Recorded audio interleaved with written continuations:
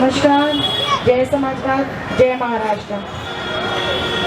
कहाँ से शुरू करूँ मुझे आज खुद नहीं पता।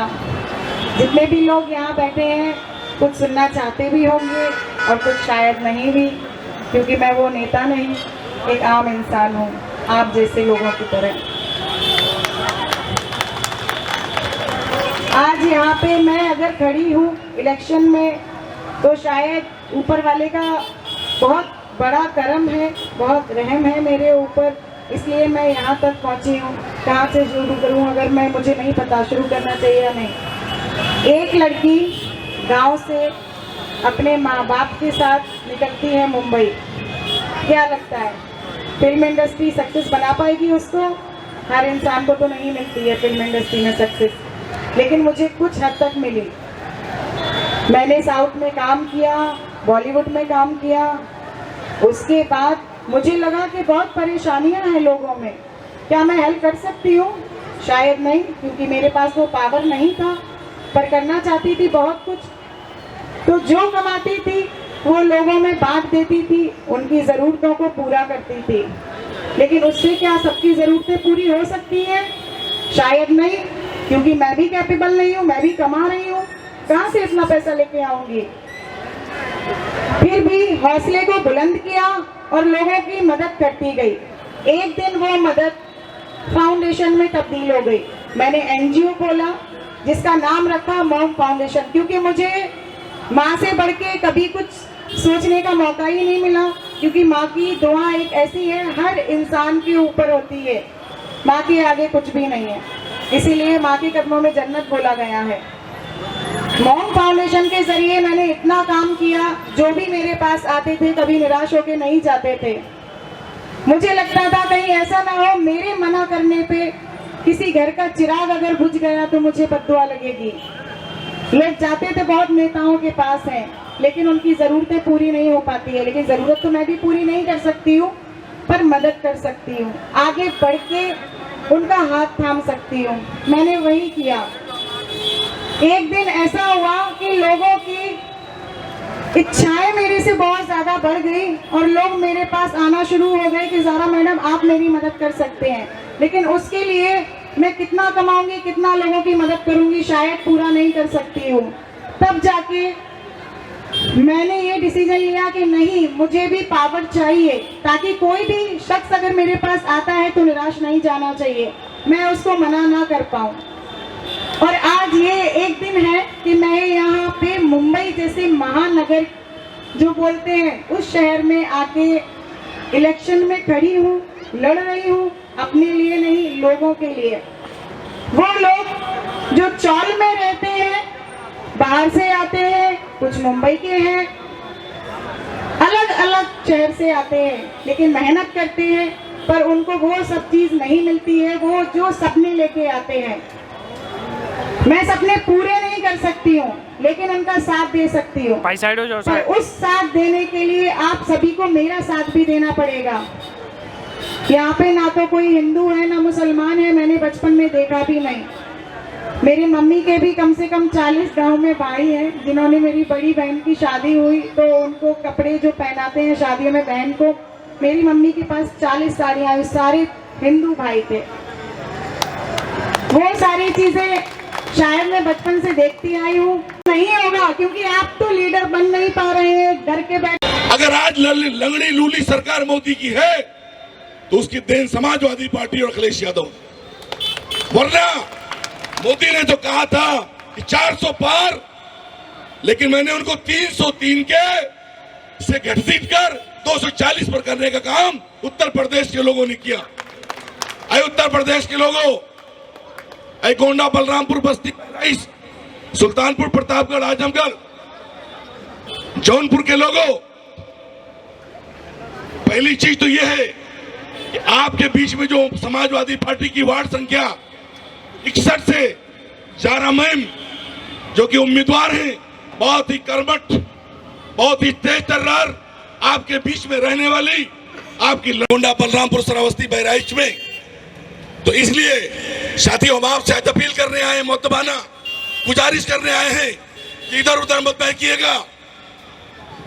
जारा मैडम यहाँ की जीतने वाले उम्मीदवार हैं, माहौल इनके पक्ष में है। बचे हुए कल 2 दिन का वक्त है, आप सब लोग 50-50 फोन दूसरे को कर दीजिए।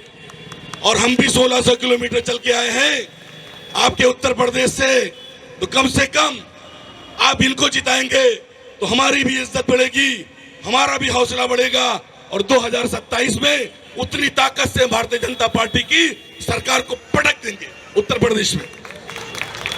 तो इसलिए आज इस अपील के साथ, मैडम को और कई सभा है, हमें देर हुआ इसलिए माफी, क्योंकि कई मीटिंग करनी थी, जाम बहुत है। तो इस उम्मीद के साथ आप सब चाहते हो कि उत्तर प्रदेश में सरकार बदले कि ना बदले, चाहे तो हाथ उठाओ जरा। अगर हम लोग लगे हैं, हम उत्तर प्रदेश की भी सरकार बदलना चाहते हैं और बदलेंगे इंशाल्लाह। और म्युनिसिपल कॉर्पोरेशन में आपका नगर चलत भी रहे, ताकि आपकी तरक्की, आपकी खुशहाली, आपके सड़कें, आपका स्कूल, आपका अस्पताल अच्छे से देखभाल हो, आपके बच्चों के चेहरों पर मुस्कान आए। इसके लिए हम भी 10 दिनों से लगातार यहाँ पर हैं। मैं इसी के साथ आप सभी का बहुत बहुत शुक्रिया अदा करते हुए, और एक बार फिर कि 15 जनवरी को वार्ड संख्या 61 से जारा मुहिम के साइकिल वाले निशान पर मोहर लगाकर। Hello, check. पार्टी के नेशनल उत्तर प्रदेश के जहां बाहुल क्षेत्र थे, लगभग हम वहां पर पहुंचे हैं। खास तौर से हम मुसलमानों के साथ साथ अपने हिंदू भाइयों के इलाके में भी गए हैं। मैंने उनसे पूछा, हमारे वहाँ हमें वो सपोर्ट करते हैं, उत्तर प्रदेश में वो हमारी पार्टी समाजवादी पार्टी को उनके लोग सपोर्ट करते हैं। हमने कहा यहाँ पर क्या दिक्कत है, लेकिन कोई दिक्कत नहीं है। तो हम कहा क्यों भ्रम में आते हो, जब आप पर भाषा के नाम पर, आपको क्षेत्र के नाम पर आपके ऊपर हमला होता है, आपकी लिंचिंग होती है, आपके कारोबार को नुकसान पहुँचाया जाता है, तो शिवसेना बोलती है कि नहीं? हमने कहा बीजेपी बोलती है कि नहीं? तो हमने कहा कौन बोलता है? समाजवादी पार्टी बोलती है, उसके नेता अबू आसिम आजमी बोलते हैं। तो इसमें कोई दो राय नहीं कि यहाँ उत्तर भारतीयों पर, उत्तर प्रदेश के लोगों पर, वो चाहे किसी जात समुदाय से हो, किसी धर्म से हो, उन पर जब आफत आती है, उन पर हमले होते हैं, उन पर लिंचिंग होती है, तो उस पर समाजवादी पार्टी और हमारे नेता माननीय अबू आसिम आजमी साहब खड़े होते हैं। इसलिए मैं 10 दिनों से देख रहा हूँ कि पहले के मुकाबले में day by day Samajwadi party के पर रुझान लोगों का बढ़ रहा है। कांग्रेस का एक मैंने देखा घूम करके कि हमारे लोगों ने लोकसभा में और विधानसभा में जहां पर भी गठबंधन इंडिया के लोग थे, कांग्रेस के, एनसीपी के, शिवसेना के, उनको वोट दिया। लेकिन कम से कम एमएलए में हमें 2 सीट दी। नगर सेवक में भी उन्होंने उत्तर प्रदेश के लोगों को कोई भागीदारी नहीं दी है। सिर्फ उत्तर प्रदेश के लोगों को, भैया लोगों को कह के उनका वोट चाहिए, उन्हें उनका हक अधिकार नहीं देना है। तो कम से कम आए हैं कि हमारे लोग, पहली सीढ़ी है कारपोरेशन, पहली सीढ़ी कारपोरेशन, वहाँ पहुँचेंगे, क्षेत्र का विकास करेंगे, स्कूल, अस्पताल, सड़क अच्छी करेंगे, लोगों की जो रोजमर्रा की मौलिक सुविधाएं हैं उन्हें उपलब्ध कराएंगे, ताकि हम मजबूती के साथ समाजवादी पार्टी आने वाले दिनों में यहाँ एक मजबूत विकल्प शिवसेना और भाजपा का बने। इस तरीके से उत्तर भारतीय की जो है लड़ाई लड़ती है समाजवादी पार्टी, और फिर वोट देने के टाइम पर, इलेक्शन के टाइम पर जाति पाति पर बांट दिया जाता है, जाति पाति की बातें करते हैं, उस पर क्या कहना चाहेंगे आप? मैंने यही कहा, मैंने सबसे पहले आपसे कहा कि हम लोगों से मिले हैं, और ख़ास तौर से वो हमारे जो हिंदू समाजी लोग हैं वहाँ हमें वोट करते हैं। हाँ, यूपी में हमको यहाँ के पता चला कि यहाँ बीजेपी को वोट करते हैं। हमने कहा यार उत्तर प्रदेश में तो हमें वोट करते हो, हमारी समाजवादी पार्टी को वोट करते हो, यहाँ का बीजेपी दे रहे हो? ये कि यहाँ पर हिंदू मुस्लिम का चाल चलते। लेकिन अब उनके भी समझ में आ गया, वो लोग भी इस बार उत्तर भारत के हो, चाहे हिंदू हो, चाहे मुसलमान हो, चाहे सिख हो, कोई भी धर्म से आने वाला हो, वो समाजवादी पार्टी के उम्मीदवार को जिताने वाला है। आज मैंने 61 जो ये वार्ड संख्या है जोगेश्वरी की, मैडम जारा खान के समर्थन में हजारों की भीड़ को देखा है इनके सामने में समर्थन के लिए।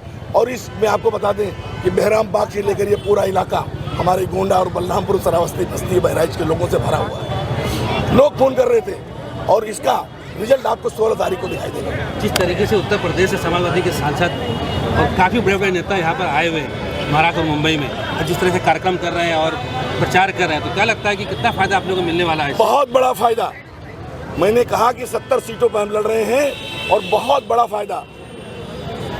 डे बाय डे, दिन ब दिन समाजवादी पार्टी के पर जो लोग भारतीय जनता पार्टी और शिवसेना जैसी ताकतों को, फिरकावारी ताकतों को, सांप्रदायिक ताकतों को जो हराना चाहती हैं, वो समाजवादी पार्टी के साथ सारे लोग लामबंद हो रहे हैं। जिस तरीके से भिवंडी के अंदर रईस शेख और अबू हाशिम आजमी के अंदर कुछ दरार चल रही है, कुछ ऐसा, उस पर क्या बोलना चाहेंगे उस बारे में? लेकिन हम ये कह रहे हैं समाजवादी पार्टी के साथ जो खड़ा है वही समाजवादी है।